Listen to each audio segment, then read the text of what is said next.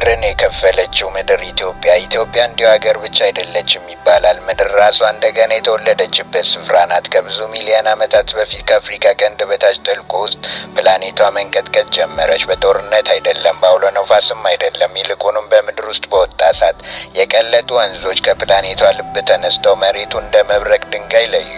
ይህ ታላቁ ስምጥ ሸለቆ ነው። ከቀይ ባህር ጀምሮ እስከ ሞዛምቢክ ድረስ የሚዘረጋ የፍጥረት ጠባሳ። እዚህ ኢትዮጵያ ውስጥ ምድር በሁለት እየተከፈለች ነው።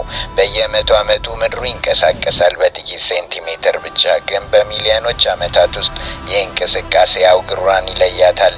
አንድ ቀን መንደሮችና ተራሮች ዛሬ የቆሙበት ስፍራ ላይ ውቅያኖስ ይፈሳል።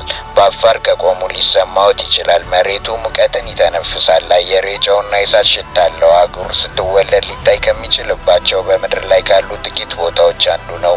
የፍጥረት መግቢያ በር ብለው ይጠሩታል። እሳተ ገሞራዎች በሌሊት እንደ ከዋክብት ያበራሉ። ጥንታዊ ባህሮች ይኖሩበት የነበረ ስፍራ ጥልቅ የጨው ሜዳዎች ይንጸባረቃሉ። የአባቶቻችን አጽም እንኳ ሉሲ የመጀመሪያዋ ሰው እዚህ ነው የተገኘችው። ምክንያቱም ኢትዮጵያ የሰው ልጆች ምድር ብቻ አይደለችም፣ የምድር መጀመሪያ ትዝታ ናት።